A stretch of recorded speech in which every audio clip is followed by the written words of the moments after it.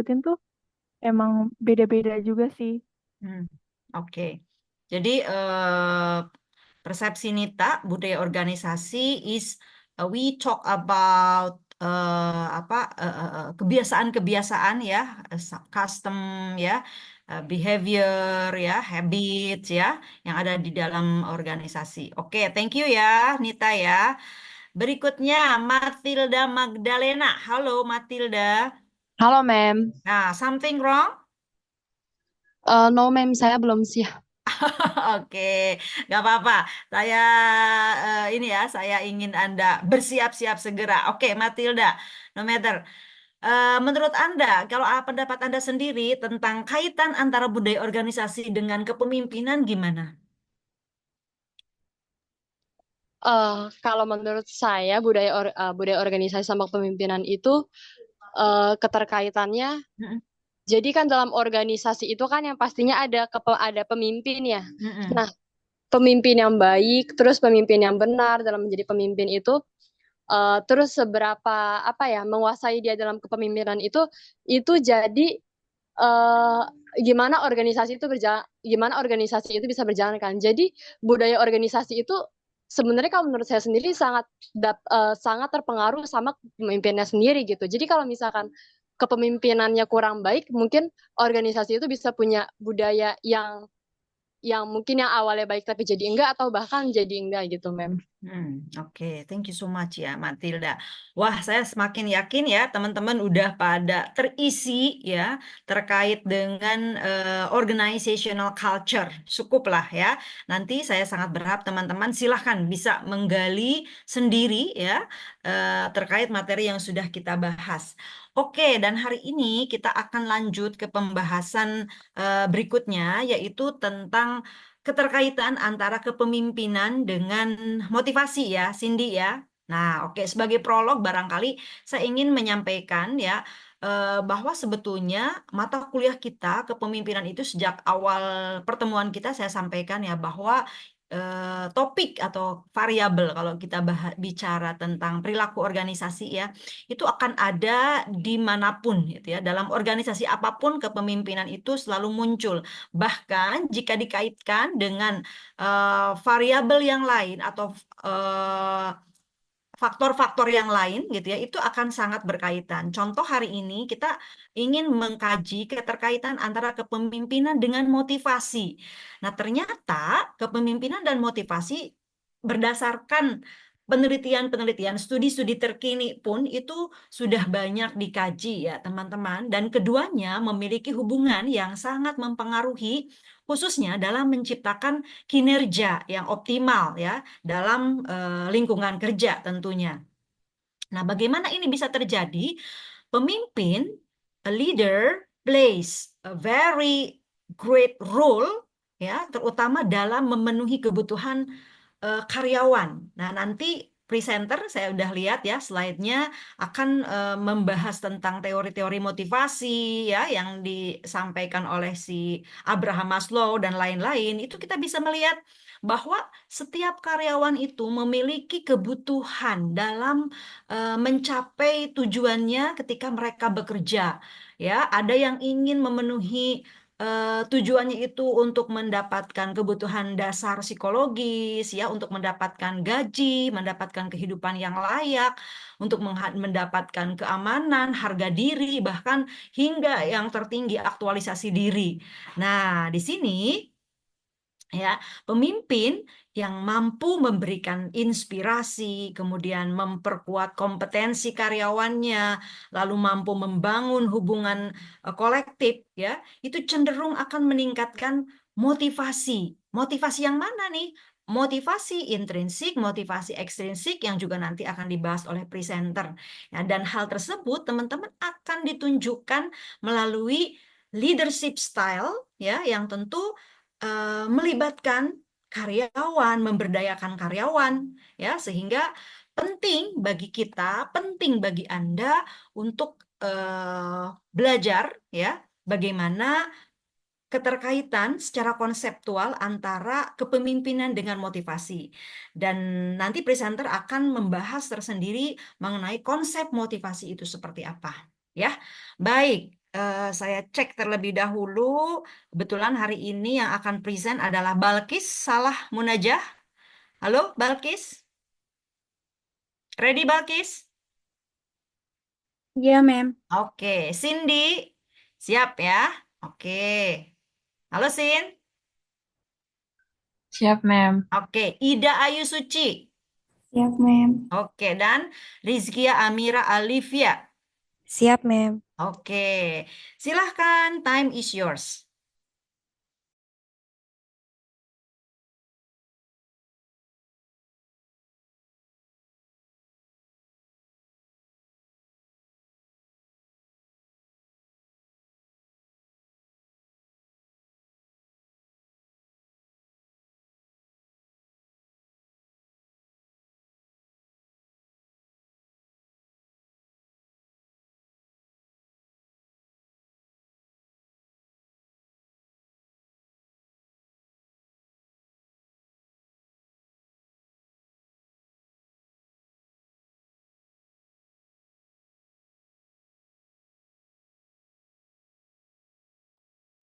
Baik, Assalamualaikum warahmatullahi wabarakatuh. Selamat pagi semuanya.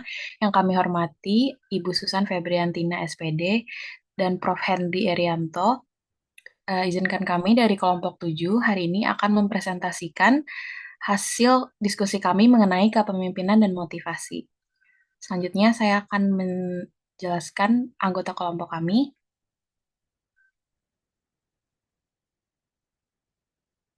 Yang pertama ada Balkis Munajah, yang kedua ada saya sendiri Cindy Aulia Selitonga, yang ketiga ada Ida Ayu Suci, dan terakhir ada Rizkia Amira Alivia. Materi selanjutnya akan dijelaskan oleh rekan saya.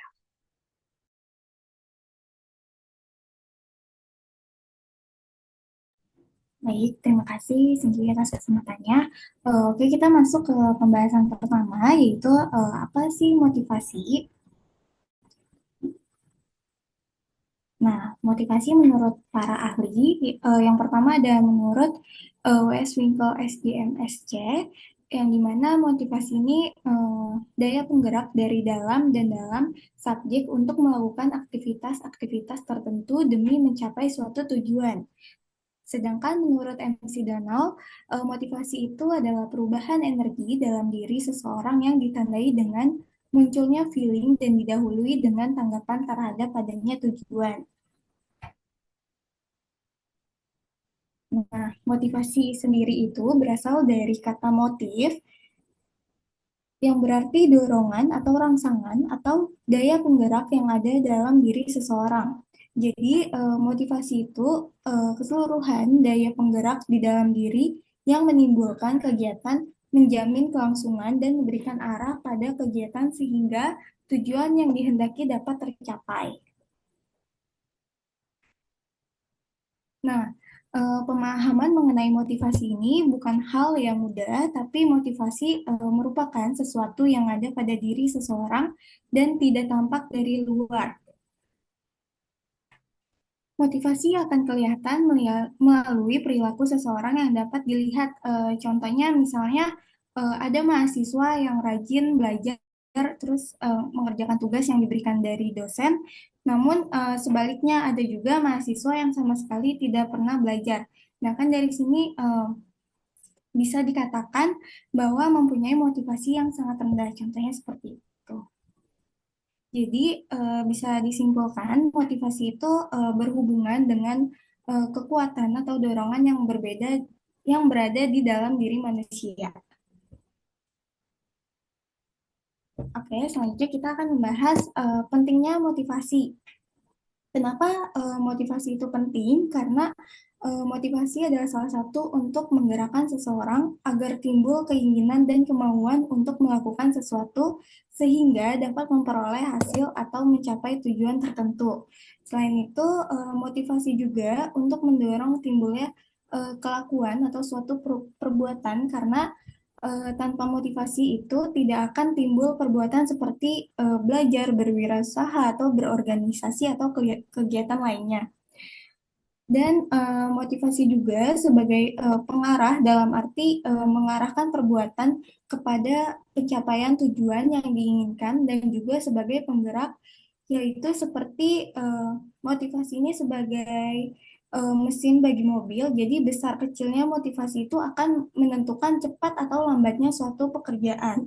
Jadi bisa disimpulkan motivasi ini merupakan hal penting karena eh, motivasi adalah hal yang menyebabkan, menyalurkan, dan mendukung perilaku manusia supaya mau bekerja giat dan antusias mencapai hasil yang optimal. Selanjutnya akan dijelaskan oleh rekan saya. Oke, baik. Yang selanjutnya ada hakikat motivasi. Nah, di sini ada tiga para ahli yang menyatakan hakikat motivasi. Yang pertama itu menurut Stanley Vance pada tahun 1982.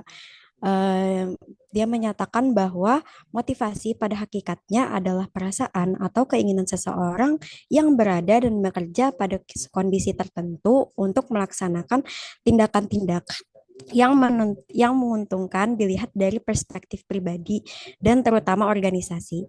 Nah, lalu yang kedua ada menurut Profesor Dr. Sudarwan Danim pada tahun 2004 yang menyatakan bahwa motivasi adalah setiap kekuatan yang muncul dari dalam diri individu untuk mencapai tujuan atau keuntungan tertentu di dalam dunia kerja atau di pelataran kehidupan pada umumnya. Nah, lalu yang ketiga ini ada menurut Teh Hani Handoko pada tahun 2003 yang menyatakan bahwa motivasi adalah keadaan pribadi seseorang yang mendorong keinginan individu untuk melakukan kegiatan tertentu guna mencapai tujuan. Boleh di next slide.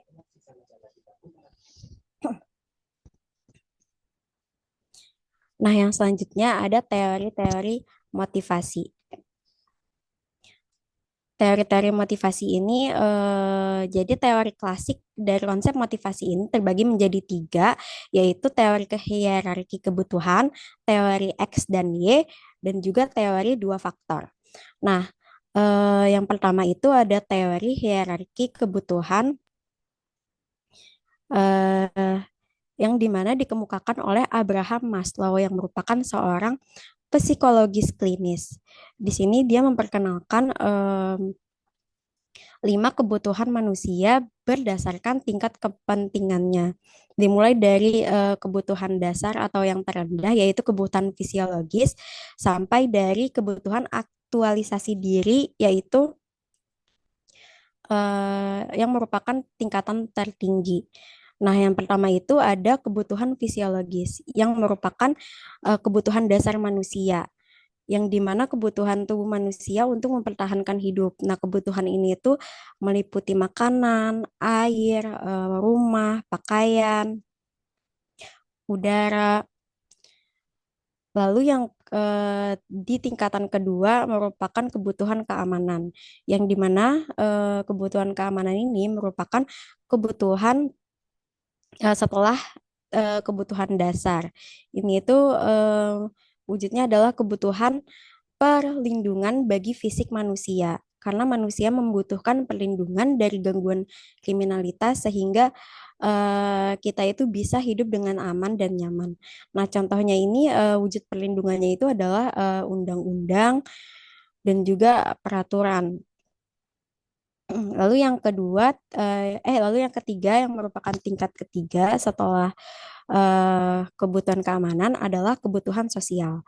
Nah, kebutuhan sosial ini eh, apa namanya berdasarkan rasa memiliki dan juga dimiliki agar dapat diterima oleh orang-orang di sekelilingnya dan juga di lingkungannya. Nah, kebutuhan ini tuh meliputi seperti pertemanan ataupun rasa dihormati dan juga rasa memiliki. Lalu yang keempat ada kebutuhan penghargaan. Nah, kebutuhan penghargaan ini merupakan kebutuhan untuk mencapai derajat yang lebih tinggi daripada yang lainnya. Kebutuhan ini juga meliputi seperti status, lalu juga harga diri, percaya diri, pengakuan dan juga perhatian. Lalu yang kelima atau tingkatan yang paling tinggi adalah aktualisasi diri.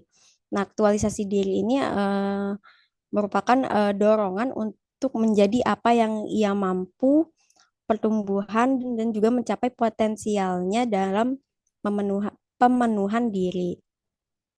Ini bisa termasuk kuasa dan juga sukses juga termasuk. Lalu boleh di next slide. Nah, yang selanjutnya ada teori X dan Y.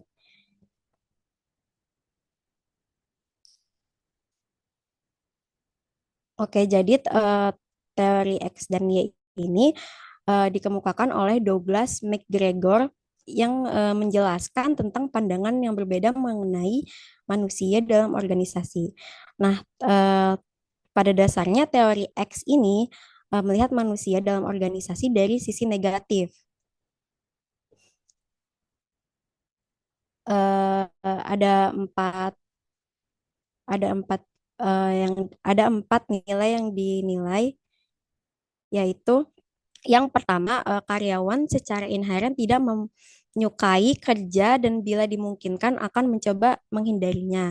Lalu yang kedua, karena karyawan tidak menyukai kerja, mereka harus dipaksa, diawasi, dan juga diancam dengan hukuman untuk mencapai sasaran. Lalu yang ketiga, karyawan akan menghindari tanggung jawab dan juga mencari pengarahan formal bila mungkin.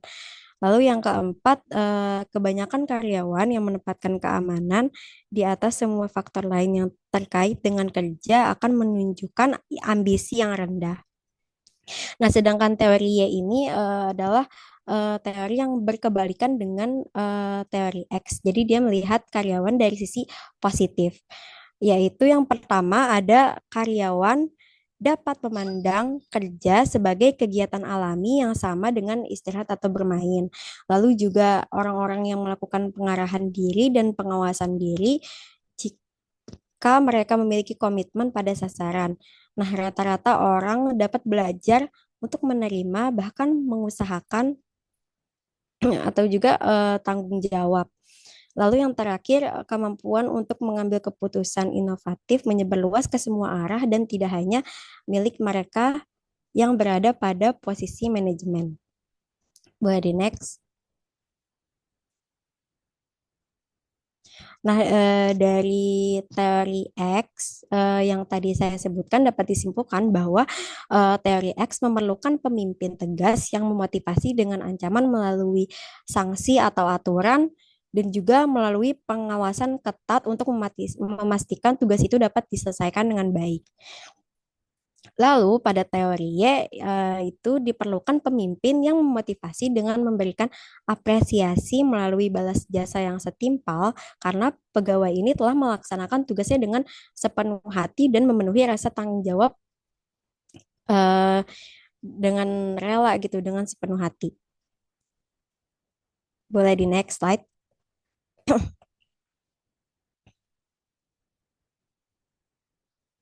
Oke, yang selanjutnya ini ada teori dua faktor. Nah, teori dua faktor ini dikemukakan oleh Herzberg. Herzberg.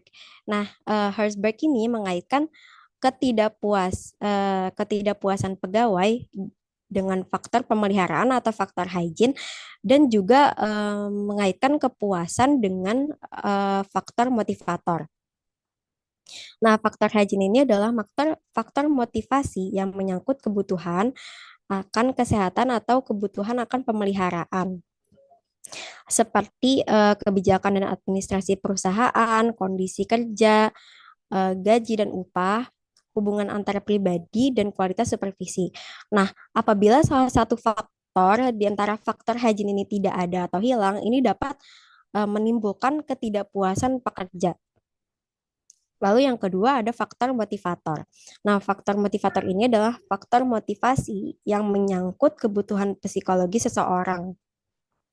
Nah, kebutuhan ini itu meliputi serangkaian kondisi intrinsik seperti prestasi, pengakuan, lalu juga dari pekerjaan itu sendiri, tanggung jawab, dan juga kemajuan. Nah, faktor ini itu bisa menyebabkan motivasi yang kuat bila ada, namun tidak memberikan ketidakpuasan pekerja apabila faktor tersebut tidak ada. Boleh di next slide. Oke, yang selanjutnya ada cara membangun motivasi. Nah, ada dua konsep motivasi, yaitu yang pertama ada motivasi intrinsik dan juga motivasi ekstrinsik. Nah, motivasi intrinsik ini merupakan keinginan beraktivitas atau meraih pencapaian tertentu semata-mata demi kesenangan atau kepuasan dari melakukan aktivitas tersebut. Lalu sedangkan motivasi ekstrinsik itu merupakan keinginan untuk mengejar suatu tujuan yang diakibatkan oleh imbalan-imbalan eksternal seperti gaji, kondisi kerja, penghargaan, jenjang karir, dan juga tanggung jawab. Nah, seorang pekerja termotivasi bekerja lebih baik tergantung dari faktor yang dikendalikan oleh seorang pemimpin perusahaan atau seorang wirausaha dan interaksi positif antara dua faktor tersebut yang pada umumnya menghasilkan tingkat motivasi yang tinggi. Nah, motivasi ekstrinsik ini tidak mengabaikan motivasi intrinsik, tetapi justru malah mengembangkan motivasi tersebut. Karena motivasi ekstrinsik ini menjelaskan kekuatan yang ada di dalam individu yang dipengaruhi faktor-faktor intrinsik yang dikendalikan oleh manajer atau seorang wirausaha berupa imbalan yang telah dijelaskan. Boleh di next. Oke, baik. Yang selanjutnya ada materi kepemimpinan yang akan dijelaskan oleh rekan saya. Oke, selanjutnya ini kepemimpinan. Kepemimpinan ini sendiri berasal dari kata pimpin, yaitu yang berarti mengarahkan, membimbing, atau mengendalikan. Jadi kepemimpinan itu tidak hanya tentang posisi atau jabatan, tetapi juga tentang kemampuan untuk mengaruhi orang lain agar bersedia bekerja bersama mencapai tujuan bersama. Boleh di next. Nah, di sini ada definisi menurut para ahli, yaitu Stockdale dan Kotler. Menurut Stockdale sendiri, yakni kepemimpinan adalah seni memengaruhi aktivitas manusia untuk mencapai tujuan kelompoknya. Lalu juga dikatakan oleh Kotler ini kepemimpinan itu melibatkan pengembangan visi dan strategi serta memotivasi orang untuk mencapainya. Boleh di next. Nah, peran kepemimpinan ada sebagai visioner. Yang disebut sebagai visioner ya ini menentukan visi atau misi dan arah yang jelas bagi organisasi atau kelompok sebagai tujuannya. Lalu ada dikatakan sebagai motivator, yakni kepemimpinan ini mempunyai peran sebagai menginspirasi dan memotivasi anggota untuk bekerja secara maksimal. Lalu selanjutnya sebagai pengambil keputusan, di mana kepemimpinan ini membuat keputusan yang strategis yang memengaruhi organisasi tersebut. Lalu juga sebagai komunikator, yang ini kepemimpinan itu sendiri menyampaikan informasi dengan jelas dan efektif kepada anggota timnya. Lalu yang terakhir ada sebagai pembimbing. Sebagai pembimbingnya ini itu kepemimpinan itu sendiri memberikan bimbingan, pelatihan, dan dukungan untuk pengembangan. Boleh di next. Nah, lalu juga ada strategi memimpin. Pemimpin yang efektif ini menggunakan berbagai strategi untuk memimpin dan memotivasi timnya ataupun anggotanya. Yang pertama yaitu membangun hubungan yang kuat. Dengan cara membangun hubungan yang kuat yaitu berkomunikasi secara terbuka dan membangun kepercayaan bersama anggota timnya. Lalu juga memberikan contoh menjadi teladan dalam sikap baik etos kerja dan nilai-nilai yang dijunjung dalam organisasi. Lalu yang ketiga ada menyusun visi yang jelas. membuat visi yang dapat dimengerti dan diterima oleh anggota timnya. Lalu juga ada menyediakan umpan balik. Nah, di sini tuh memberikan evaluasi yang membangun untuk meningkatkan performa timnya atau anggotanya. Lalu juga ada mendorong kolaborasi. Nah, di sini menciptakan lingkungan kerja yang mendukung kerjasama tim atau anggotanya. Lalu juga di sini eh, ada mengembangkan kapasitas tim. Di mengembangkan kapasitas si tim ini, yakni strategi memimpin itu memberikan pelatihan atau kesempatan untuk pengembangan keterampilan anggota-anggotanya. Boleh di next. Lalu selanjutnya akan dijelaskan oleh rekan saya. Baik, terima kasih Balkis. Nah, setelah kita mengetahui pengertian-pengertian dari motivasi dan juga kepemimpinan, saat ini saya akan menjelaskan pengaruh kepemimpinan dan motivasi. Boleh di next slide.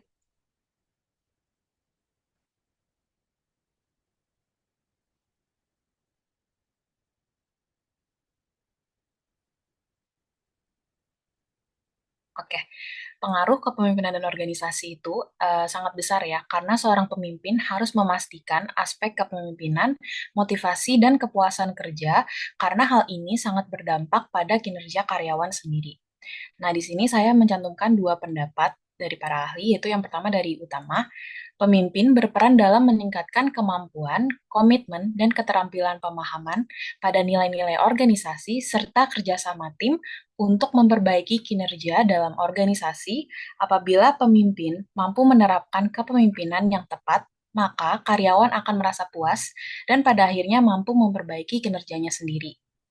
Yang kedua, dari Shaleh, yaitu kepemimpinan merupakan kekuatan asep relasional, kekuatan semangat, dan kekuatan moral yang kreatif yang mampu mempengaruhi para anggotanya untuk merubah sikap sehingga mereka menjadi konform dengan keinginan pemimpin. Next slide.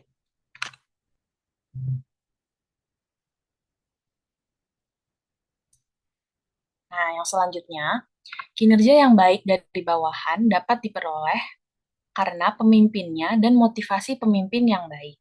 Kinerja merupakan cara yang diperoleh dari kedua hal tersebut dalam menyelesaikan tugas atau pekerjaan seseorang dan suatu hal penting dalam upaya perusahaan untuk mencapai tujuannya. Di sini ada pengertian motivasi kerja menurut Saragi. Jadi menurutnya motivasi kerja adalah proses psikologis yang menentukan atau memberi energi atau arah, intensitas, dan kegigihan tindakan pada aliran pengalaman dan berkelanjutan yang mencirikan orang tersebut tentang dirinya. Jadi, kinerja yang baik ini dapat terjadi dalam suatu karyawan karena pengaruh dari pemimpin dan motivasi pemimpin yang baik untuk dirinya sendiri. Nah, jika kinerja seorang karyawan itu udah bagus, maka itu akan mendorong perusahaan untuk mencapai tujuan perusahaan tersebut. Oke, boleh next slide.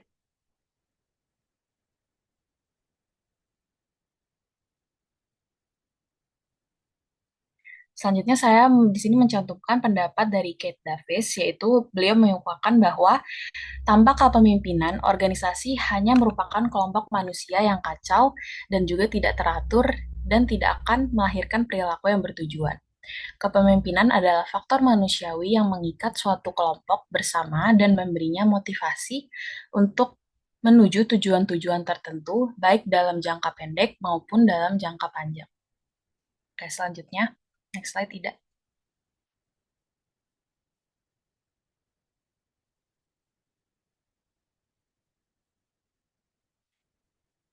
Nah, dari pendapat yang tadi, dapat disimpulkan bahwa keterkaitan antara kepemimpinan dan motivasi itu ada tiga. Yang pertama, tanpa kepemimpinan, organisasi tidak lain dari sekelompok manusia yang kacau.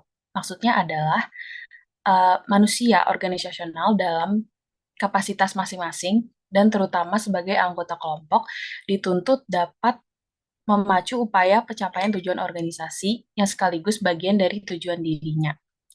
Nah, kehadiran pemimpin memungkinkan manusia, organisasi, dimotivasi untuk dapat bekerja secara efektif dan juga efisien. Yang kedua, kepemimpinan berkaitan dengan kepengikutan. Nah, kepengikutan atau followership adalah bagian yang paling dalam pada usaha melahirkan perilaku organisasi yang sesungguhnya. Manusia pengikut ini di sini tidak dapat dipersepsikan sebagai robot, melainkan mereka adalah manusia yang biasa memiliki perasaan, kebutuhan, harapan, dan aspek manusiawi. Tanpa pemahaman terhadap aspek-aspek manusiawi ini, seorang pemimpin akan gagal dalam kepemimpinannya. Nah, yang ketiga, kepemimpinan mengandung arti kemampuan memotivasi. Banyak faktor yang mempengaruhi motivasi dalam manusia untuk bekerja.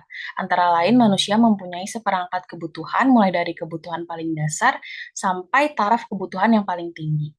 Nah, salah satu faktor yang mempengaruhi motivasi kerja seseorang adalah gaya kepemimpinan dari pemimpinnya. Dengan demikian, seorang pemimpin dapat pula berarti kemampuan untuk memberikan motivasi kepada bawahan atau karyawan mereka. Next slide.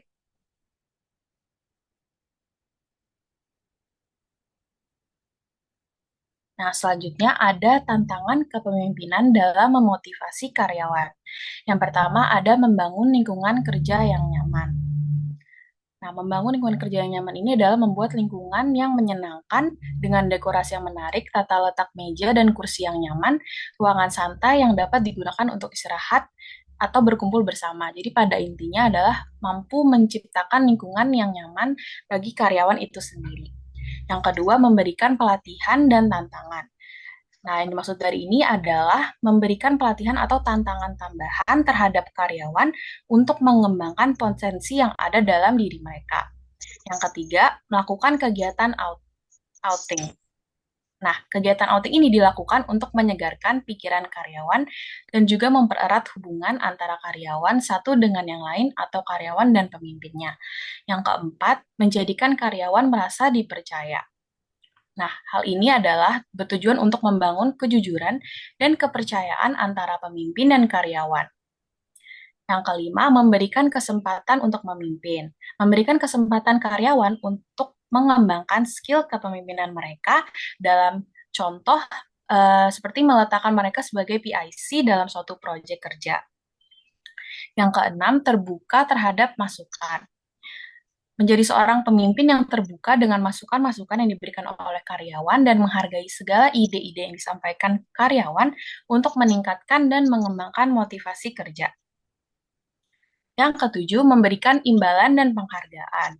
Gaya kepemimpinan yang transaksional dengan memberikan imbalan kepada karyawan yang berhasil mencapai target dapat meningkatkan motivasi kerja karyawan tersendiri. Yang kedelapan, menginspirasi dan memberikan arah. Nah, memotivasi karyawan dengan inspirasi dukungan dan arah yang jelas. Nah, hal ini dapat memotivasi karyawan dan meningkatkan kinerja karyawan itu sendiri. Karena mereka merasa dihargai dan memiliki tujuan yang baik. Yang terakhir, melakukan survei kepuasan kerja. Untuk mengetahui apa yang dianggap paling efektif dalam meningkatkan motivasi kerja dan kinerja karyawan itu sendiri. Next slide.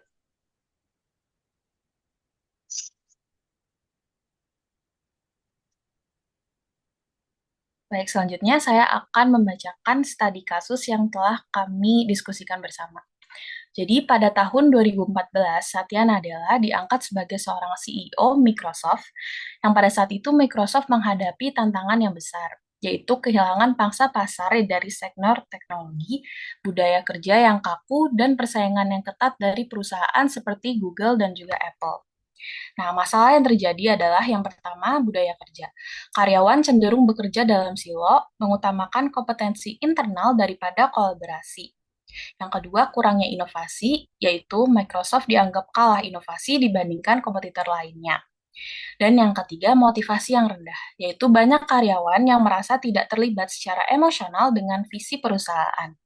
Nah, langkah-langkah kepemimpinan dan motivasi yang diambil oleh Nadella, yaitu CEO Microsoft pada saat itu, adalah yang pertama, merumuskan visi baru. Nadella menetapkan visi baru, yaitu Microsoft exists to empower every person and every organization on the planet to achieve more. Yang kedua, mengubah budaya organisasi. Ia mengubah dan memperkenalkan budaya kerja berbasis growth mindset atau pola pikir berkembang yang mendorong pembelajaran dan juga inovasi. Yang ketiga, mendorong kolaborasi. Ia mempromosikan kolaborasi dengan menghilangkan silo antar departemen dan menciptakan platform untuk kerjasama lintas tim. Dan yang keempat, meningkatkan keterlibatan karyawan.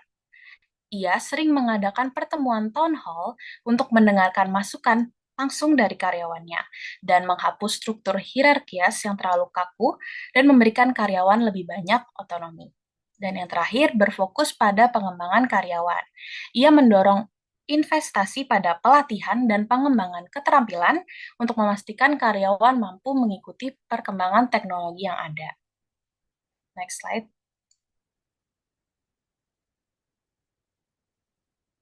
Oke, selanjutnya ada kesimpulan. Kesimpulan yang dapat kita ambil yaitu adalah keberhasilan seorang pemimpin sangat bergantung pada kemampuannya untuk menciptakan motivasi di dalam timnya. Pemimpin yang efektif dapat menggerakkan anggotanya untuk bekerja dengan baik melalui berbagai pendekatan, seperti memberikan penghargaan ataupun dukungan. Gaya kepemimpinan yang berbeda dapat mempengaruhi tingkat motivasi karyawan. Pemimpin yang adil dan transparan dapat mengembangkan keputusan cenderung meningkatkan motivasi dan keterlibatan karyawan. Next slide.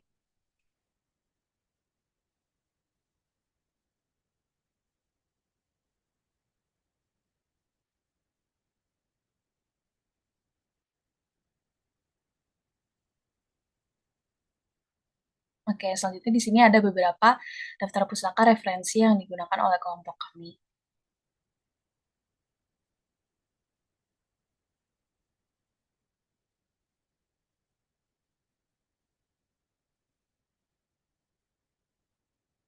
Baik, sekian yang dapat kami presentasikan. Maaf jika ada kesalahan kata. Apakah ada yang ingin bertanya?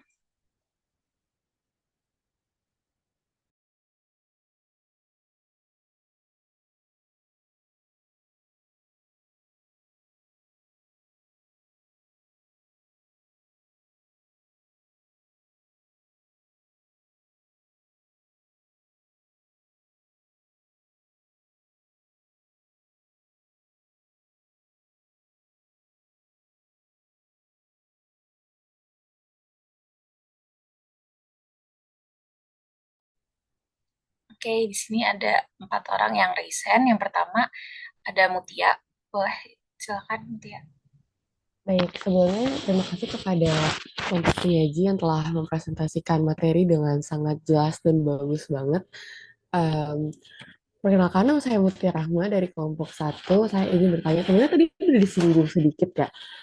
Em, Mau nanya kalau misalkan kayak di sebuah perusahaan itu pasti nggak memungkinkan bakal ada kebijakan baru, dan pasti nggak semua orang itu menyukai kebijakan tersebut. Kayak pasti ada aja gitu orang yang kayak nggak suka gitu kan. Nah, gimana sih kita tuh sebagai, kalau misalnya kelompok kalian gitu, sebagai seorang pemimpin dari perusahaan tersebut itu bisa melakukan pendekatan gitu, pendekatan yang bagus untuk karyawan-karyawan tersebut bisa lebih menjaga semangatnya dan juga produktivitas tim. Apakah pertanyaan saya dapat dimengerti? Dapat dimengerti, Mutia. Terima kasih. Oke, terima kasih.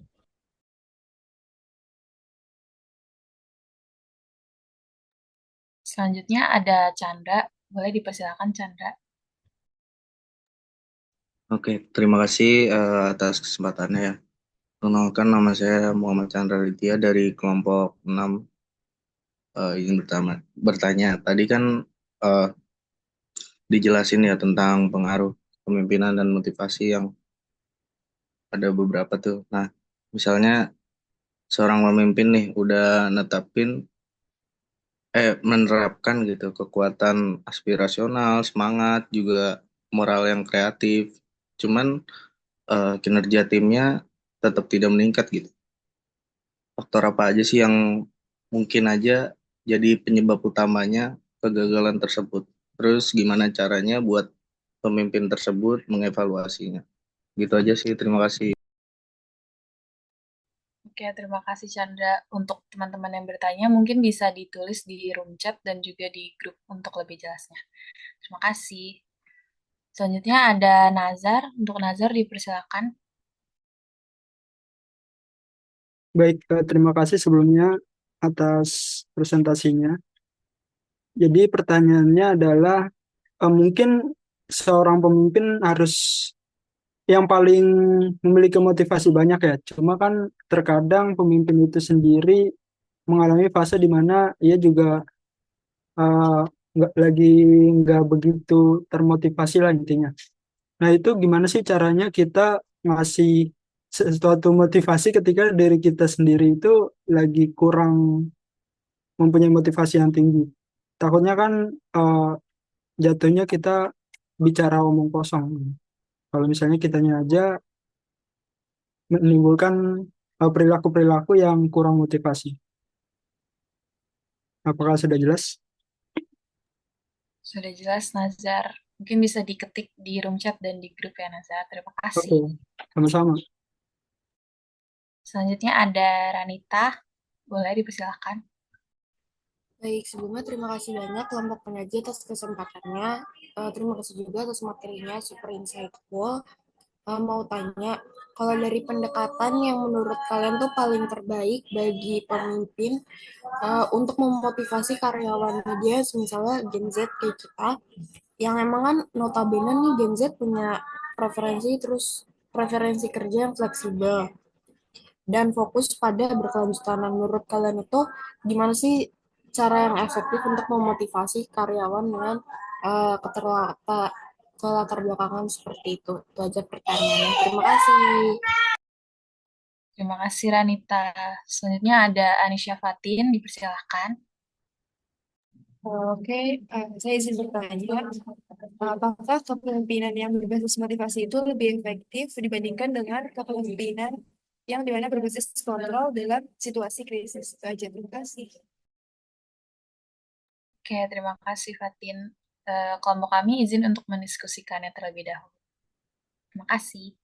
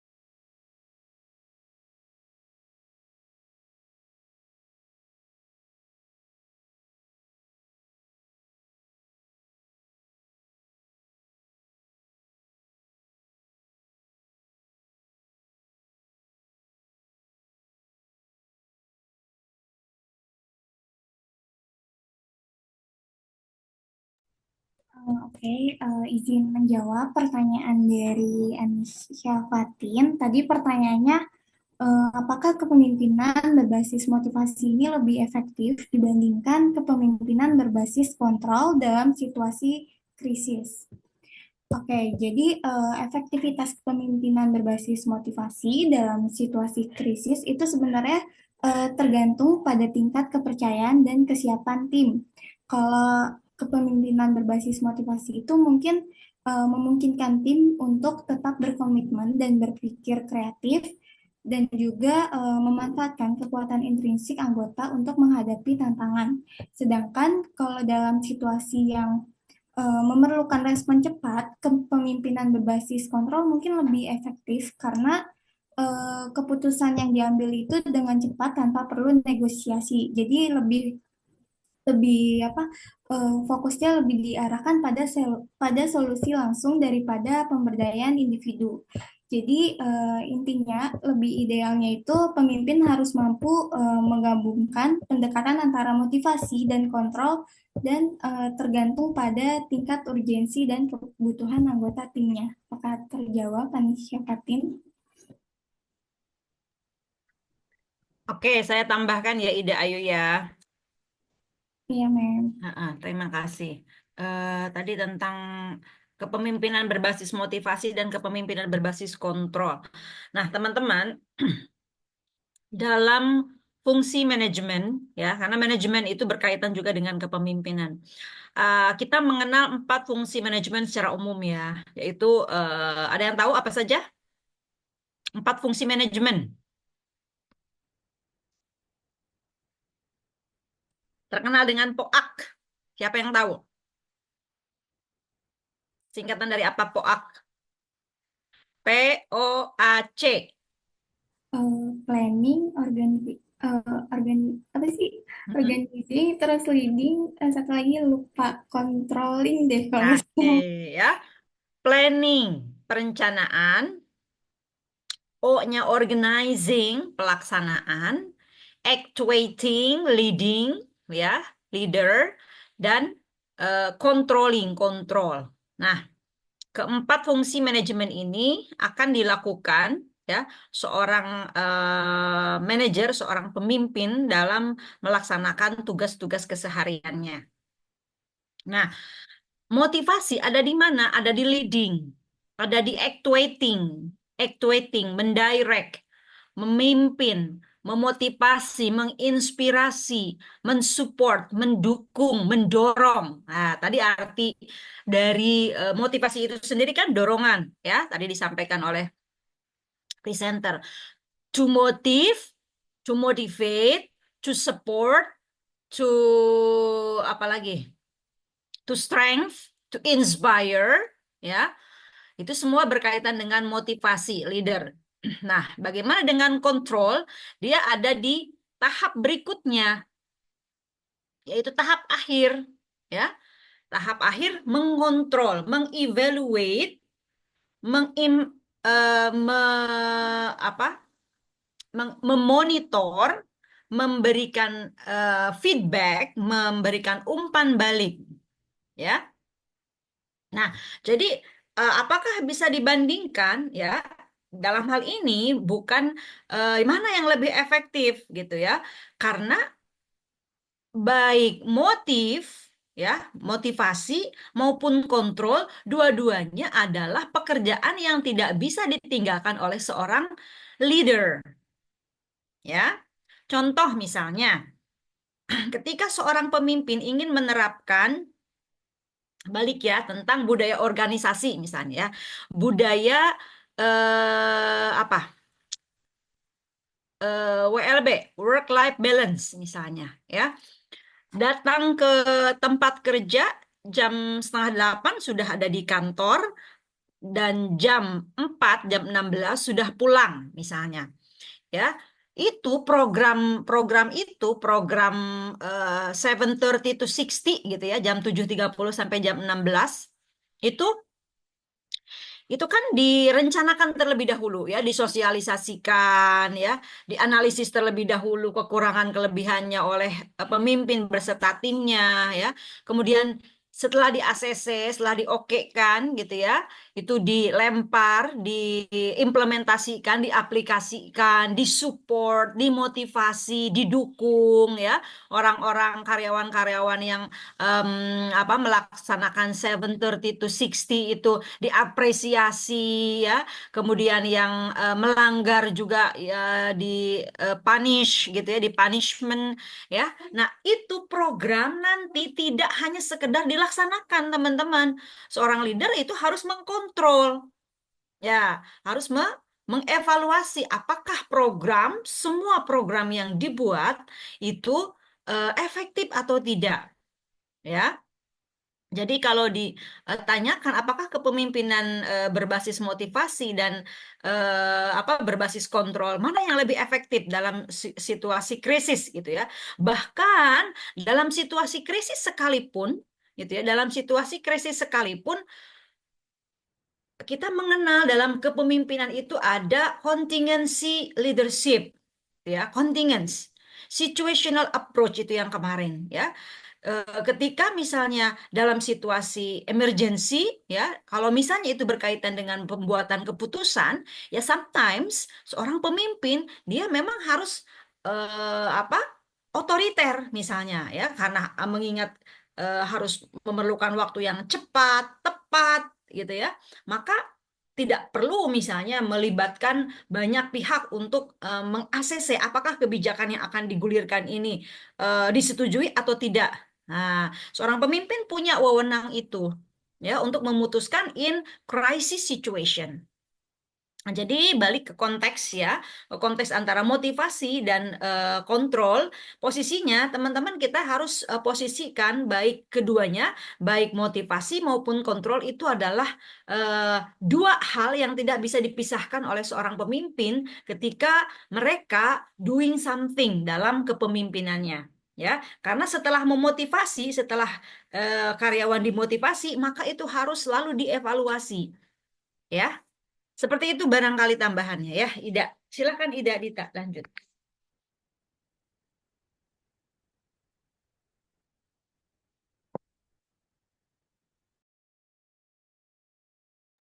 Baik, terima kasih Ida dan juga Memsu atas jawabannya.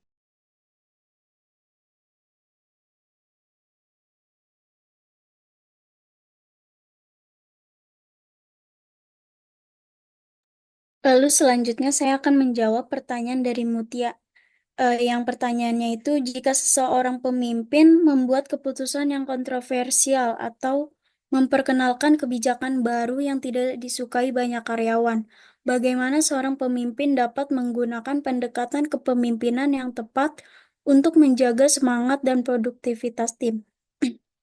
Nah, dalam situasi seperti ini, seorang pemimpin itu bisa mengambil beberapa pendekatan penting untuk mengelola perubahan dan menjaga semangat timnya.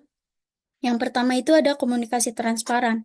Di komunikasi transparan ini, pemimpin dapat menjelaskan secara detail alasan dibalik keputusan atau kebijakan baru yang dibuatnya.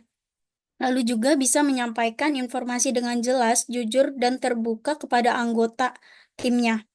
Lalu yang kedua ada mendengarkan masukan karyawan. Nah, dari mendengarkan masukan karyawan ini bisa membuka ruang dialog terbuka dan konstruktif. Lalu juga bisa mengundang karyawan untuk memberikan umpan balik dan juga pertanyaan. Lalu yang ketiga itu ada empati dan pemahaman. Nah, pemimpin ini bisa menunjukkan kepeduliannya terhadap perasaan dan kekhawatiran karyawannya agar bisa lega gitu. Lalu juga bisa mengakui bahwa perubahan ini bisa menimbulkan ketidaknyamanan. Lalu juga bisa menunjukkan bahwa Anda memahami tantangan yang mereka hadapi. Lalu yang keempat ada implementasi bertahap, yakni terapkan kebijakan secara bertahap jika memungkinkan. Lalu juga bisa menyediakan periode adaptasi. Lalu juga bisa memberikan dukungan selama proses transisi berlangsung. Lalu yang kelima ada memperkuat visi bersama, yakni pemimpin bisa menghubungkan keputusan dengan tujuan jangka panjang organisasi. Lalu juga menegaskan bagaimana perubahan ini akan membawa manfaat bagi tim dan perusahaannya. Lalu yang keenam itu ada pemberdayaan dan pengembangan. Pemimpin ini sendiri bisa menawarkan pelatihan atau dukungan untuk membantu karyawan beradaptasi. Lalu juga memberikan kesempatan karyawannya untuk mengembangkan keterampilan baru. Lalu yang ketujuh itu ada konsistensi dan keteladanan. Pemimpin ini bisa menunjukkan contoh sikap positif dalam menghadapi perubahan, lalu juga tetap konsisten dalam komunikasi dan juga tindakannya, dan juga bangun kepercayaan melalui integritas dan kehandalan. Jadi kunci utamanya adalah membangun komunikasi yang kuat, menunjukkan empati, dan memastikan setiap anggotanya itu merasa dihargai dan didengar selama proses perubahan itu. Terima kasih. Apakah sudah terjawab, Mutia? Sudah terjawab, Balkis. Terima kasih. Baik. Terima kasih. Apakah ada tambahan, Mem? Bagaimana jika seorang pemimpin membuat keputusan yang kontroversi atau memperkenalkan kebijakan baru yang tidak disukai banyak karyawan? Nah, pendekatan yang mana? Ya, teman-teman masih ingat nggak materi yang pernah disampaikan di awal saya dulu ya tentang teori-teori kepemimpinan, ya.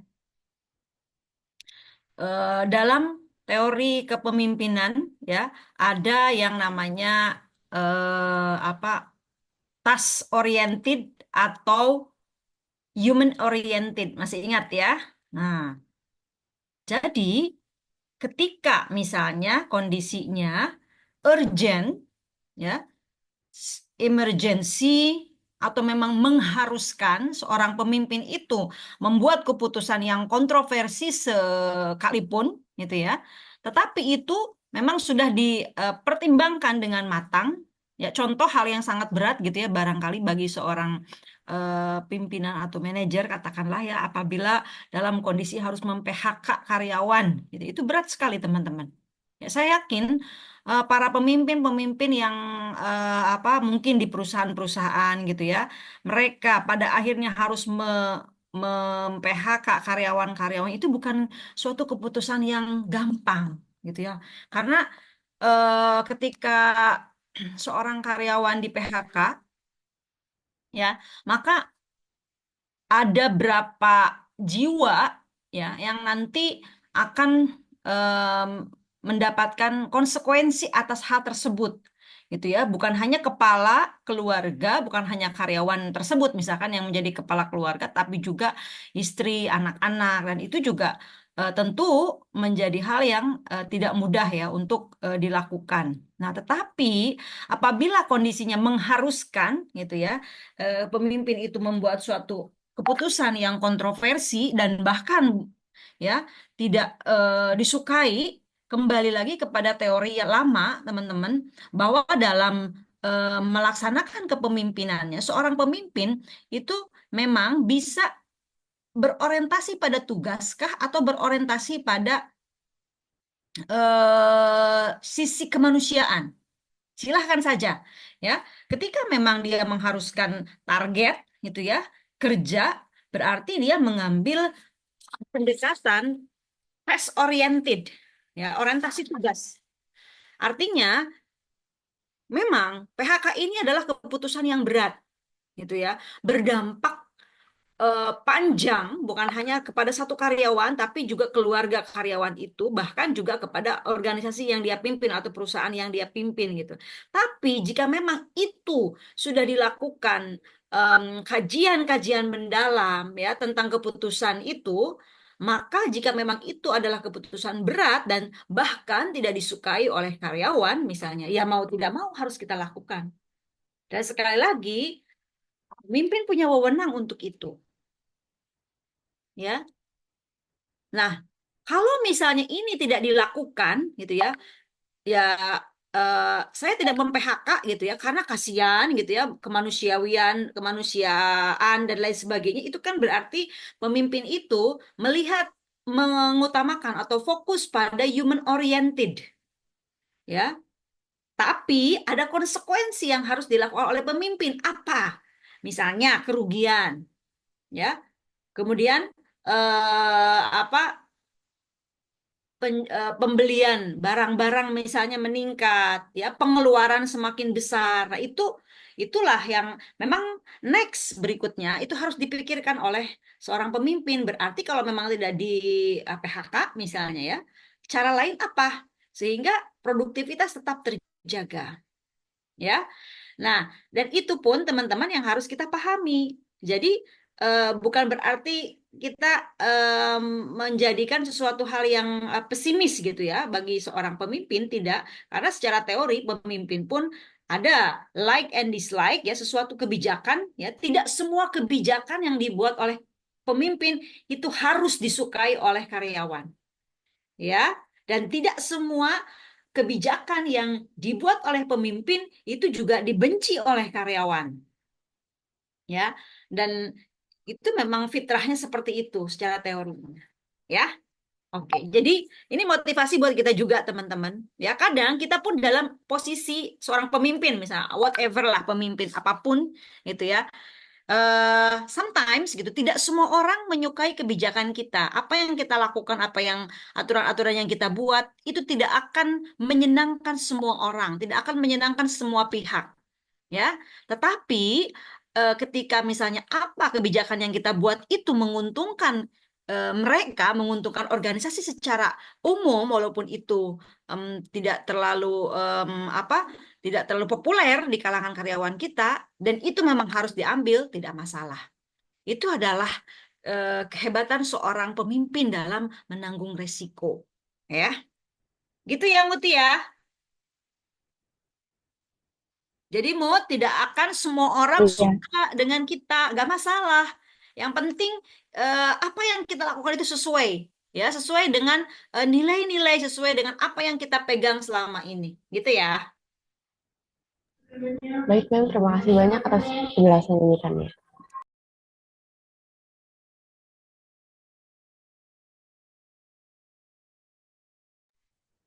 Oke, baik. Selanjutnya saya izin menjawab pertanyaan dari Chandra. Chandra tadi nanya, tadi jelaskan tentang pengaruh kepemimpinan dan motivasi.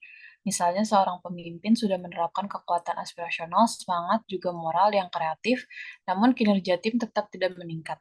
Faktor apa saja yang mungkin menjadi penyebab utama kegagalan tersebut? Terus gimana caranya buat pemimpin tersebut mengevaluasinya? Oke, pertama saya akan menjawab dulu faktor apa saja yang mungkin menjadi penyebab kegagalan tersebut bisa terjadi. Yang pertama, kurangnya komunikasi yang efektif. Ketidakjelasan dalam informasi yang disampaikan dapat menyebabkan kesalahpahaman antar pemimpin dan juga karyawannya atau bawahannya. Yang kedua, peran dan tanggung jawab yang tidak jelas. Tanpa kejelasan, anggota tim mungkin tidak tahu apa yang diharapkan dari pemimpinnya. Yang ketiga, kurangnya kepercayaan. Kepercayaan yang rendah antara anggota tim dengan pemimpinnya akan menghambat kolaborasi.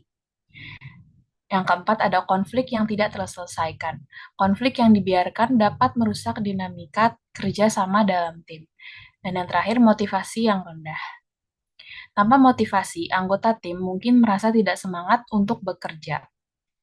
Selanjutnya, evaluasi apa yang dapat dilakukan pemimpin tersebut. Nah, untuk mengatasinya, seorang pemimpin perlu mengevaluasi kebutuhan dari timnya sendiri, mendengarkan umpan balik, pendapat dari karyawannya atau bawahannya, dan menyesuaikan pendekatan mereka. Misalnya, mengkombinasikan motivasi dengan dukungan konkret seperti pelatihan atau penyediaan sumber daya. Nah, dengan langkah ini, kepemimpinan bisa menjadi lebih efektif dalam meningkatkan kinerja tim itu sendiri. Baik, apakah jelas, Chandra? Atau mungkin ada tambahan dari Mem? Oke, ya. Eh, Faktor-faktor ya yang mempengaruhi gagal atau suksesnya seorang pemimpin dalam memotivasi karyawan atau memotivasi bawahannya ya. Tadi sudah disampaikan teman-teman secara teori. Coba share ulang teori motivasi teman-teman, sekaligus saya ingin mengkonfirmasi teori motivasi. Tolong di-share. Tadi teori motivasi dari Maslow, teori dua faktor, tolong ditayangkan lagi.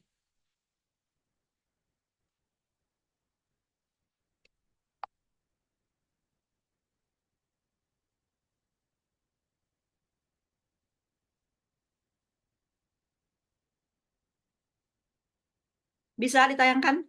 Siapa tadi presenter siapa? Cindy, Zin? Maaf, Mem, ide lagi loading. Oh, oke.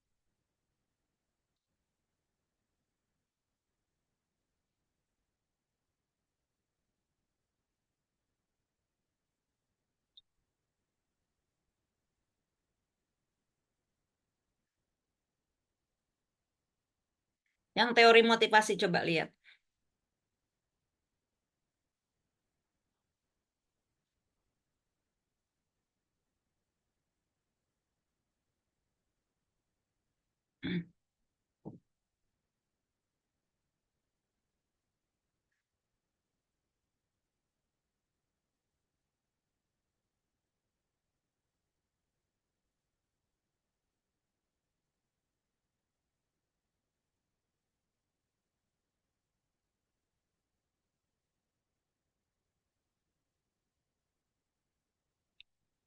Nah,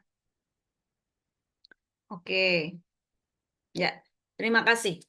Nah, teman-teman, sebelumnya ya, saya balik ke teori kebutuhan, ya, teori motivasi. Yang paling awal adalah teori hierarki kebutuhannya Maslow. Nah, teman-teman kita lihat ya, dari kebutuhan needs, basic needs ya, kebutuhan yang sangat mendasar, seseorang bekerja, ya, seseorang melakukan apapun ya, secara umum teori motivasi Maslow ini bisa dipakai bukan hanya dalam pekerjaan ya, tapi dalam teori motivasi apapun, dalam pendidikan, dalam hal mendasar apapun ya, yang berkaitan dengan dorongan motivasi itu bisa dipakai. Seseorang melakukan sesuatu gitu ya, itu ada alasannya teman-teman. Yang paling mendasar adalah pertama kebutuhan yang semua orang rasakan, harapkan, butuhkan adalah psychological needs, kebutuhan dasar, ya, kebutuhan fisiologi. Teman-teman masih ingat dulu kalau di pelajaran SMA atau SMP, ketika manusia pertama kali diciptakan oleh Tuhan, ya, apakah itu Nabi Adam atau manusia purba, gitu ya, yang pertama kali dilakukan adalah apa coba? Mereka melakukan pemburuan. Ya, mereka dalam keadaan telanjang, dalam keadaan lapar, dalam keadaan haus, yang mereka butuhkan pertama kali apa? Muti, ingat nggak pelajaran dulu ketika manusia purba? Yang mereka lakukan pertama kali apa? Berburu mencari makan. Nah, berburu mencari makan, ada ikan, ada hewan apapun dimakan, diburu dimakan. Ya. Terus untuk menutupi kedinginan, kepanasan, mereka kan telanjang, Mut. Gimana? Apa yang mereka lakukan? Mencari goa untuk menghangatkan diri, mencari kayu, terus juga membuat api. Nah, ya, sampai mereka mencari dedaunan untuk menutupi bagian tubuhnya supaya tidak kena dingin, supaya tidak kena panas, gitu ya. It's nature, teman-teman. Itu semua manusia di dunia ini melakukan itu dan butuh apa yang namanya kebutuhan fisiologis atau psychological needs. Begitupun dalam dunia kerja, ketika seseorang bekerja, teman-teman, ada pendorong yang membuat mereka apply the job. Oh, karena memang saya butuh makan, saya butuh menafkahi anak dan istri. Ya, maka kebutuhan psikologis mereka terpenuhi. Mereka dapat uang, mereka dapat gaji, mereka bisa beli makan, minum, baju, rumah, sandang, pangan, papan, itu semuanya psychological needs.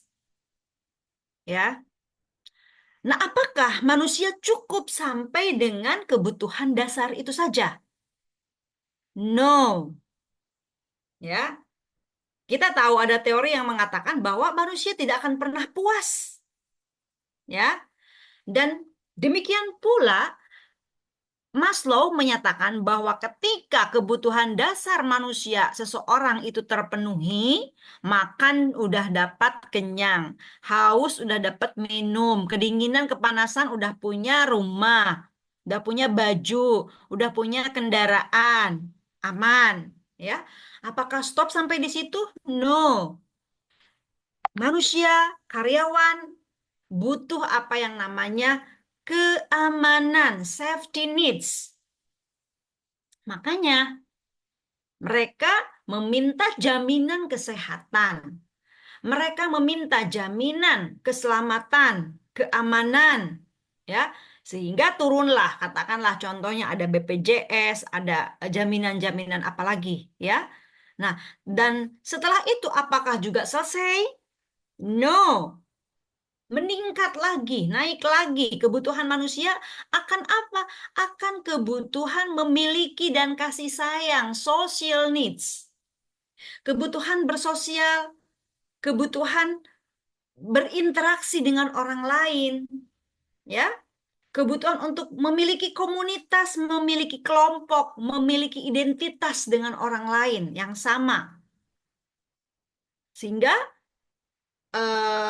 banyak kita saksikan ya bahwa kita sendiri pun misalnya mereka yang hobinya olahraga gabung ke komunitas olahraga, mereka yang hobinya jual beli gabung ke komunitas jual beli, bisnis dan lain sebagainya ya. Kita saksikan itu dan it's natural.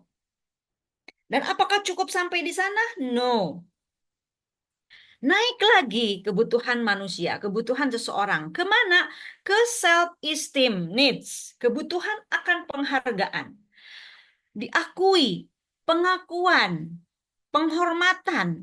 Oh, yang mana? Balkis yang mana? Itu loh, Balkis yang jadi direktur PT XYZ misalnya. Oh, ada kebahagiaan, ada kebanggaan diakui. Nazar yang mana? Nazar yang ini loh, yang jadi direktur PT Telkom, bla bla bla misalnya.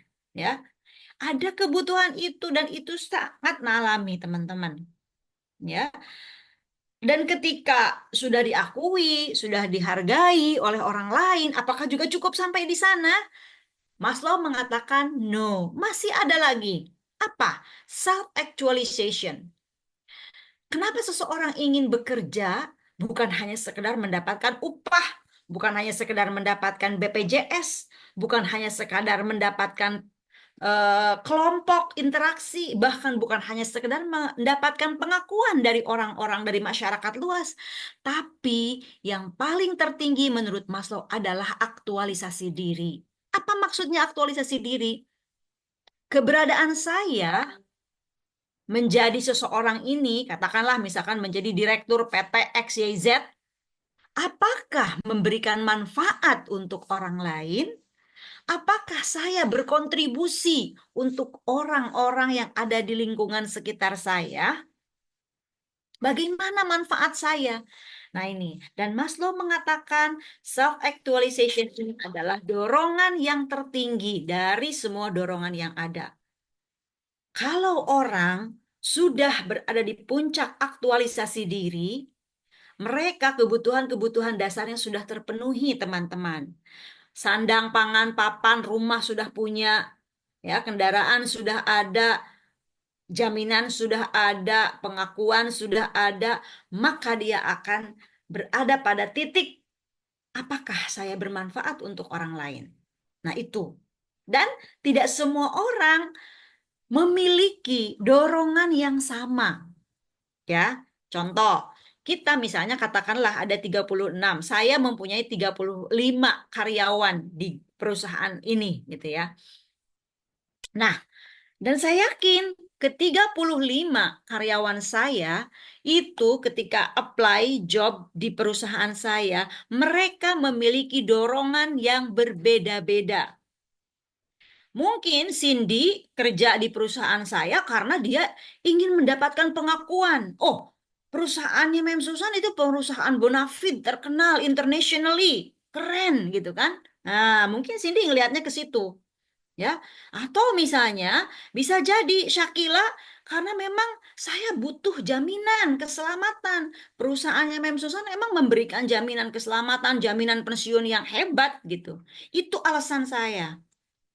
Sementara misalnya Gina Ambarwulan, saya memang kerja di sini tuh supaya saya mendapatkan gaji UMR karena saya mempunyai orang tua, misalkan yang harus saya sokong, mempunyai adik-adik yang harus masih saya sokong secara finansial misalnya, ya.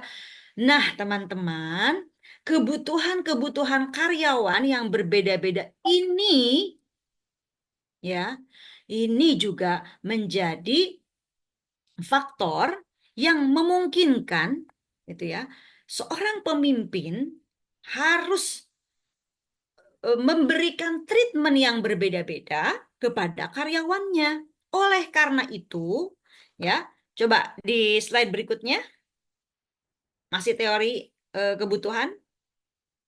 Kalau ini kan Maslow, ini teori motivasi umum ya. Coba teori yang lain apa? Nah, ada teori XY, ada teori ini nggak? Ada teori dua faktor nggak? Teori Herzberg tadi. Mana? Yang teori Herzberg.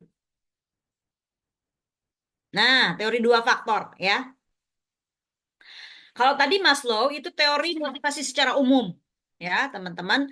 Nah, kalau teori dua faktor ini yang diusung oleh Frederick Herzberg ini menjelaskan faktor-faktor yang mempengaruhi kepuasan dan ketidakpuasan kerja. Ini memang banyak dipakai dalam dunia kerja, ya. Tadi kalau Maslow itu kan secara umum, ya, kebutuhan manusia. Nah, sementara Herzberg dia menemukan bahwa motivasi seseorang ketika dia bekerja, ya, ketika dia bekerja itu dibagi menjadi dua, yaitu hygiene factor, betul tidak? Hygiene factor, ya, dan motivator factor. Ya, ada dua faktor yang menjelaskan seseorang itu puas atau tidak puas dalam bekerja. Nah, faktor hygiene tadi juga disampaikan adalah faktor yang tidak langsung bisa meningkatkan motivasi dan kepuasan.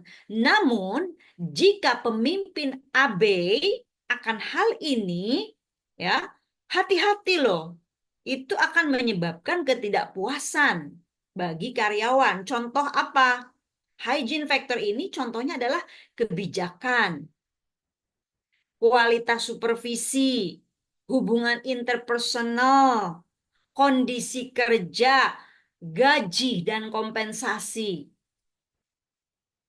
Nah, ketika misalnya, wah, kebijakan perusahaan sudah oke, sudah disetujui oleh karyawan, ya, supervisi, controlling misalkan sudah dilakukan oleh perusahaan, kemudian perusahaan juga sudah mencoba untuk membuat lingkungan kerja yang kondusif, ya, yang memberikan hubungan interpersonal yang baik, kondisi bekerja juga menerapkan WLB, work life balance, gaji juga di atas UMR, ya, kompensasi juga diberikan misalnya, ya. Ada faktor lain barangkali, ya. Nah, faktor yang lain yang kedua adalah faktor motivator atau faktor kepuasan.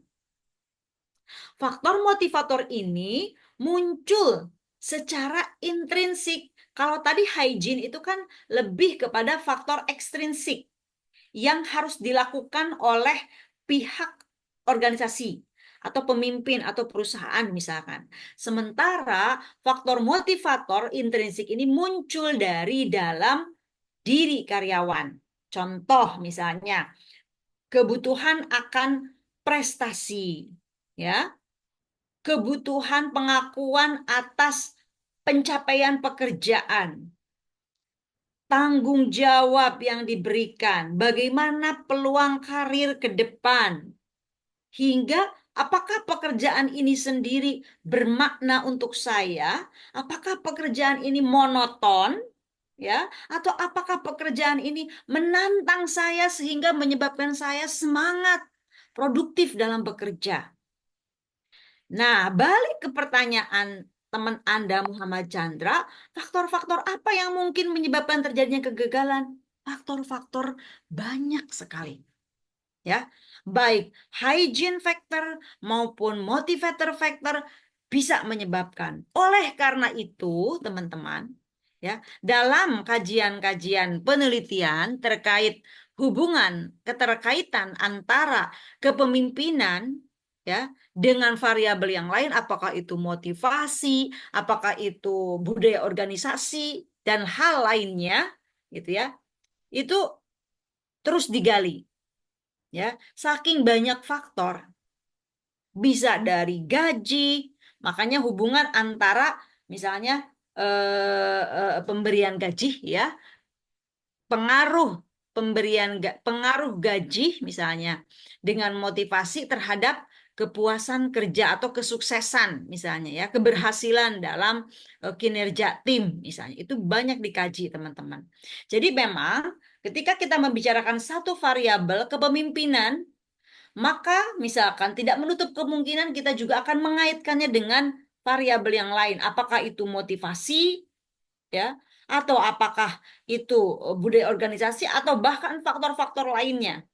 Ya, baik secara datangnya dari internal karyawan itu sendiri maupun di luar kendali dari si karyawan atau pihak organisasi. Begitu tambahannya ya. Mudah-mudahan cukup. Baik, Mem, terima kasih atas tambahannya.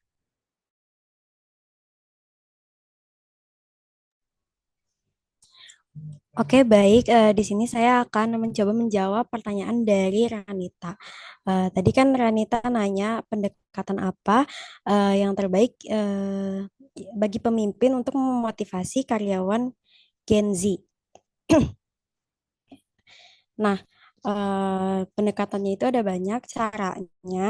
Yang pertama itu pemimpin bisa menciptakan lingkungan kerja yang mendukung. Karena dengan menciptakan lingkungan kerja yang suportif, lalu juga kondusif, itu juga dapat meningkatkan motivasi dan juga produktivitas karyawan. Nah, ini juga sebenarnya terkait dengan teori motivasi yang tadi sudah disampaikan oleh Mem Susan dan juga saya, yaitu teori dua faktor yang dimana lingkungan kerja itu kan termasuk ke dalam faktor hygiene. Yang dimana kalau misalnya salah satu faktornya itu seperti kayak kebijakan administrasi perusahaan, lalu juga gaji dan upah, hubungan interpersonal itu salah satunya nggak ada atau hilang, itu dapat menciptakan ketidakpuasan karyawan. Nah, maka dari itu dengan menciptakan lingkungan kerja yang mendukung ini, itu bisa meningkatkan motivasi dan juga produktivitas karyawan. Lalu yang selanjutnya itu pemimpin bisa dengan menawarkan peluang pengembangan profesional, kayak misalnya pelatihan ataupun juga mentoring. Karena kan Gen Z itu biasanya ingin belajar dan juga ngembangin karir mereka kan. Jadi kalau misalnya kita menawarkan pelatihan dan juga mentoring itu pasti akan sangat memotivasi karyawan khususnya Gen Z.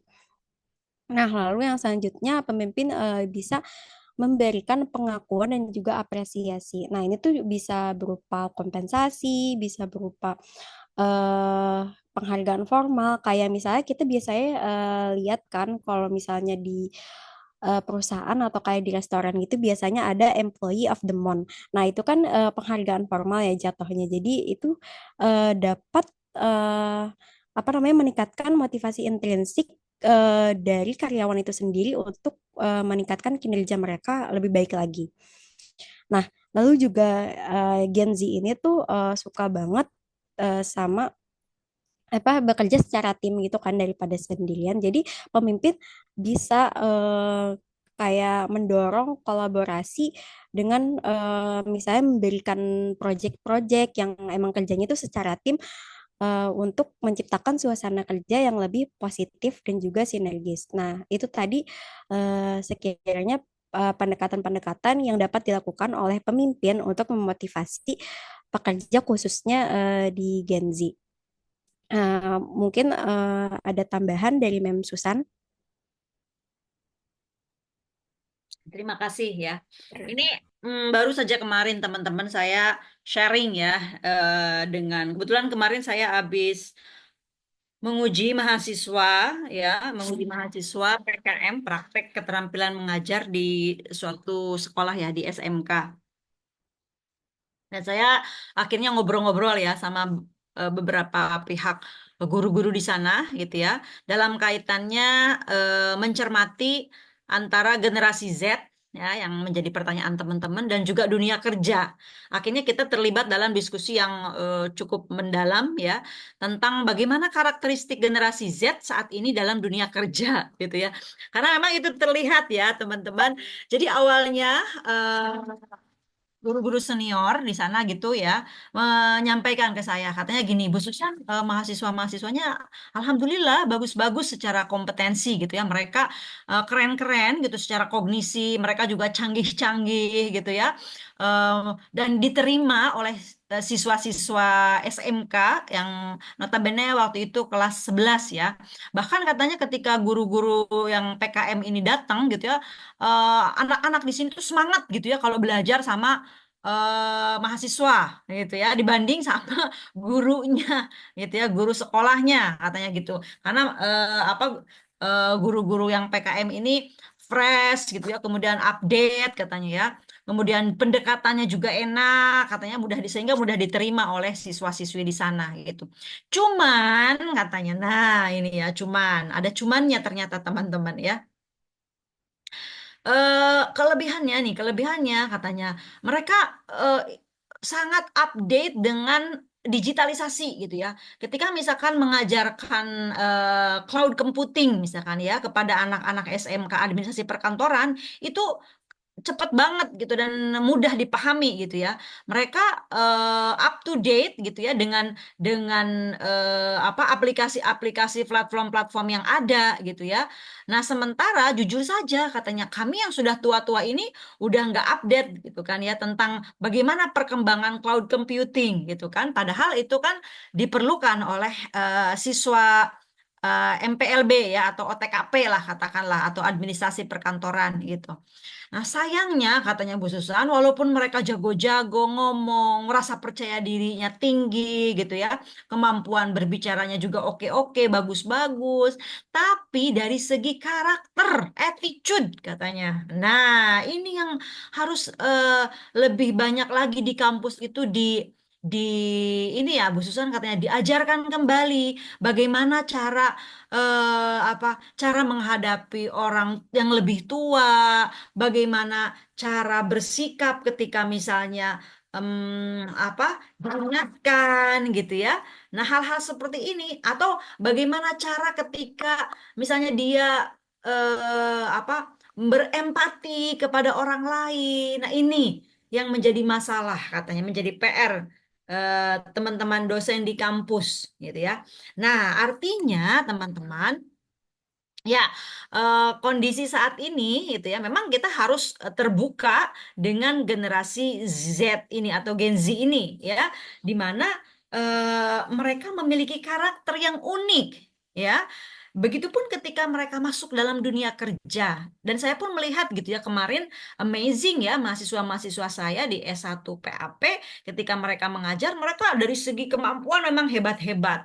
Dari segi kepercayaan diri, mereka pun memiliki kepercayaan diri yang tinggi. Dari segi literate, digitalisasi, mereka juga sangat literate. Tapi memang ada hal-hal yang mereka belum komplit, ya, yaitu terkait salah satunya adalah dengan nilai-nilai, dengan attitude beberapa karakter. Nah, dalam hal ini gitu ya, bagaimana pemimpin atau organisasi bisa merangkul mereka, bisa menutupi kekurangan mereka sehingga mereka tetap menjadi bagian dari organisasi yang memiliki potensi yang potensial, tetapi juga diandalkan gitu ya. Diandalkan dari segi attitude juga bagus gitu ya. Nah, tadi sudah disampaikan oleh presenter ya bahwa karakteristik Gen Z ya terkhususnya dalam dunia kerja itu mungkinlah pasti berbeda dengan generasi saya ya. Saya termasuk mungkin lahir 1980-an, generasi apa saya? Generasi X ya atau Y atau apa gitu ya. Nah, generasi Gen Z ini salah satunya adalah memang mereka sangat literate dengan teknologi. Karena bahkan ketika mereka dalam perut orang tuanya, dalam perut ibunya pun mereka sudah literate dengan teknologi. Nah, sementara saya kan tidak begitu gitu. Mak saya nggak ngerti dulu apa itu handphone, apa itu teknologi, brojol aja misalnya mungkin sama dukun beranak misalnya ya. Kalau sekarang kan bahkan mungkin bisa melahirkan sendiri dengan panduan YouTube, tutorial melahirkan dan lain sebagainya gitu ya. Nah, itu bisa saja terjadi seperti itu. Jadi perbedaannya sangat jauh, it's gap ya. Tapi betul karena perbedaannya sangat jauh, ada hal-hal yang organisasi perlu cermati dengan karakter-karakter mereka yang seperti itu, ya. Dengan karakter-karakter yang berbeda, ya, maka mau tidak mau seorang pemimpin pun harus menganalisis, harus membuat strategi yang tepat ketika mereka menghadapi karyawan-karyawan Gen Z. Contoh misalnya tadi salah satu karakter Gen Z adalah cepat dalam teknologi, ya, digital literate. Maka, ya, oleh karena itu pemimpin harus menyediakan sarana prasarana platform yang inovatif yang mendukung mereka kolaboratif secara digital. Ya. Kemudian salah satu karakter Gen Z lainnya adalah mereka senang dengan apa? Dengan keseimbangan dalam dunia kerja. Ya, tidak bisa seperti generasi-generasi sebelumnya misalnya yang monoton ya, yang kalau bekerja ya seperti ini, daily activity-nya itu seperti ini gitu ya. Tapi untuk Gen Z tidak bisa kerja dari jam 8 sampai jam 5 stay tune di dalam kantor seperti itu, seperti konvensional gitu ya. Bisa jadi fleksibilitas dengan memberikan fleksibilitas ya, flexibility working itu bisa juga lebih efektif justru buat mereka karena mereka terbiasa ya, terbiasa dengan kehidupan yang fleksibel gitu. Ya, tawaran-tawaran pekerjaan yang mungkin jarak jauh, WFA, WFH menggabungkan gitu ya. Nah, itu bisa jadi itu meningkatkan kepuasan kerja mereka. Nah, ya. Kemudian dalam hal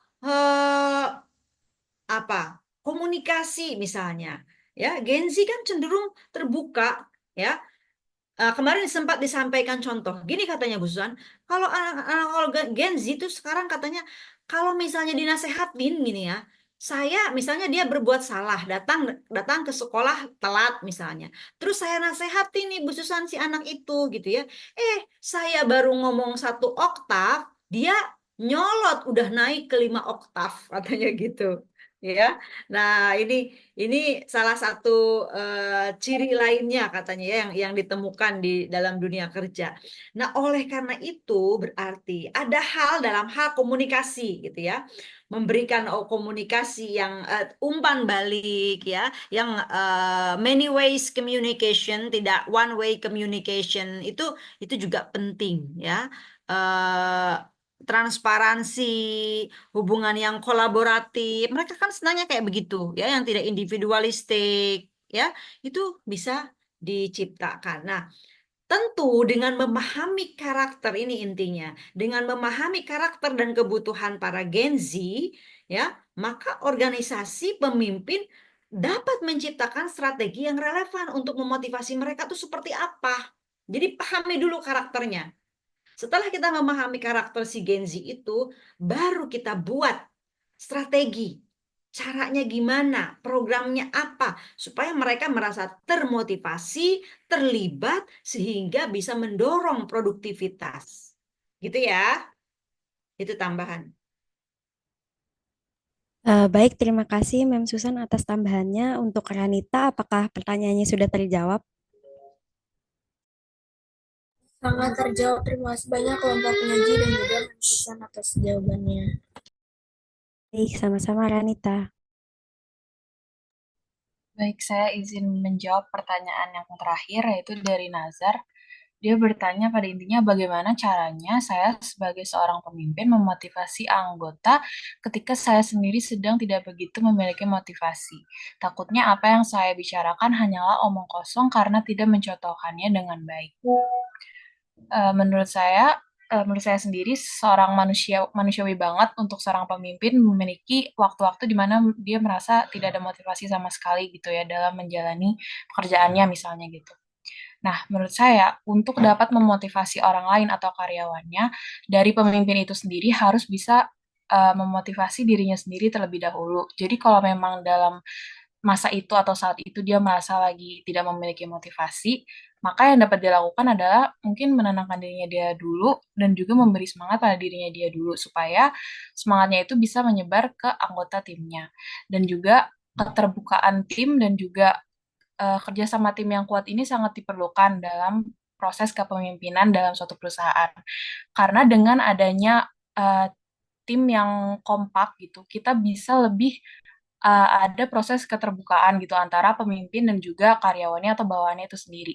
Jadi ketika seorang pemimpin merasakan mungkin demotivated atau tidak mempunyai motivasi yang besar, bisa jadi karyawannya atau bawahannya juga saling memotivasi pemimpinnya tersebut gitu. Jadi di sini nggak cuma pemimpin aja yang terus-terusan memotivasi karyawannya, tapi karyawannya juga bisa saling memotivasi pemimpinnya gitu. Jadi ada komunikasi dua arah antara karyawan dan juga pemimpinnya gitu. Nggak melulu pemimpinnya terus yang memotivasi orang karyawannya atau bawahannya.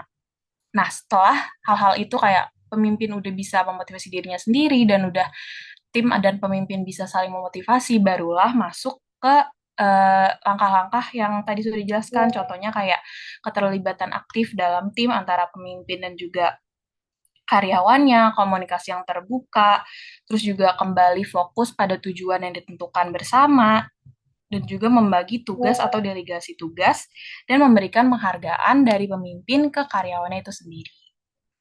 Mungkin itu jawaban dari saya. Mungkin Mem ada tambahan atau sudah Ya, jelas? setuju teman-teman. Ada saatnya pemimpin itu kemarin kalau saya tidak salah pernah sampaikan sharpen your edge, ya tah? Apa sharpen your edge?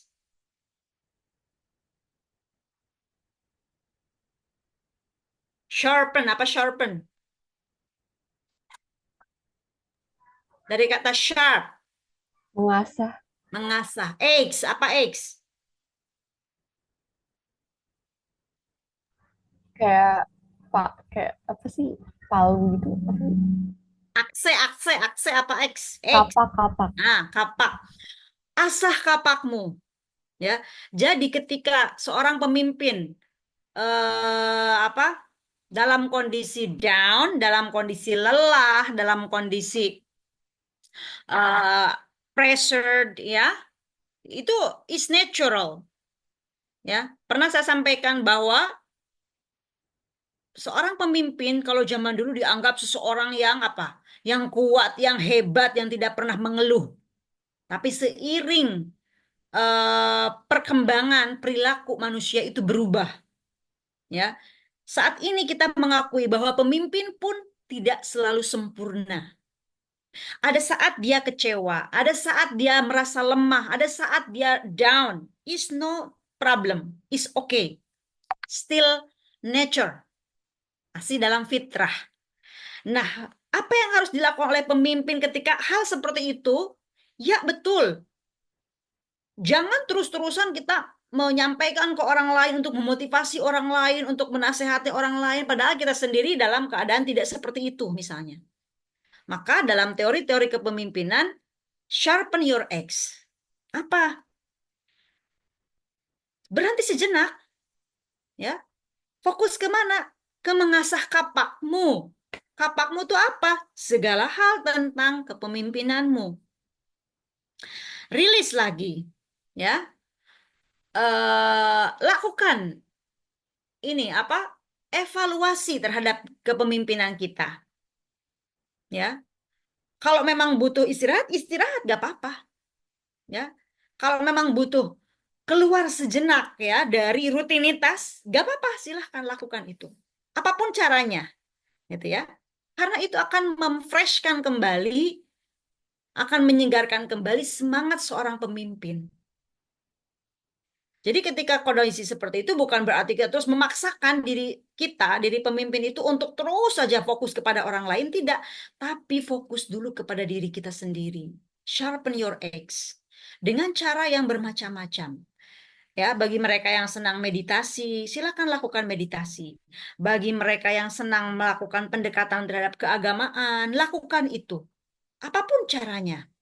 Ya, sehingga setelah mereka sharpen their edge, Anda kebayang pisau atau kapak yang sudah diasah, ya, ketika sudah diasah berkali-kali, akan tajam tidak?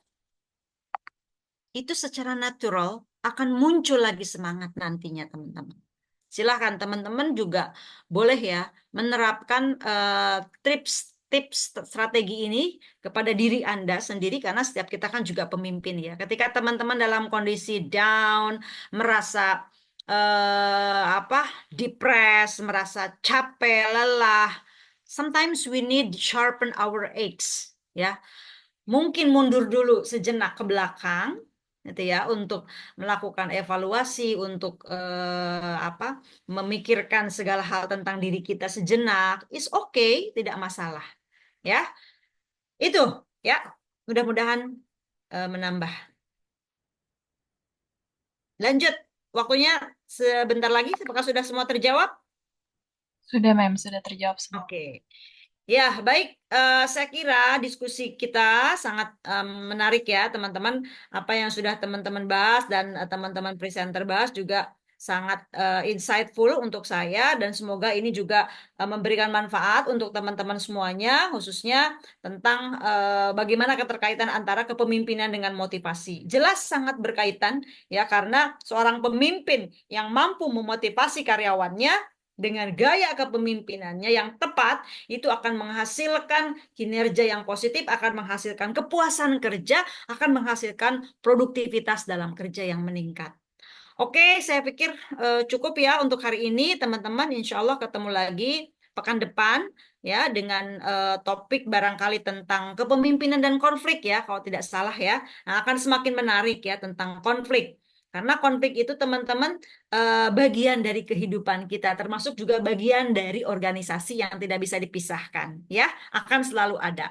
Oke, thank you so much for today. See you next time. Assalamualaikum warahmatullahi wabarakatuh. I'm leaving ya, karena saya harus siap-siap ke kelas berikutnya ya. Oke, bye-bye everyone. Waalaikumsalam warahmatullahi wabarakatuh. Makasih, Mem.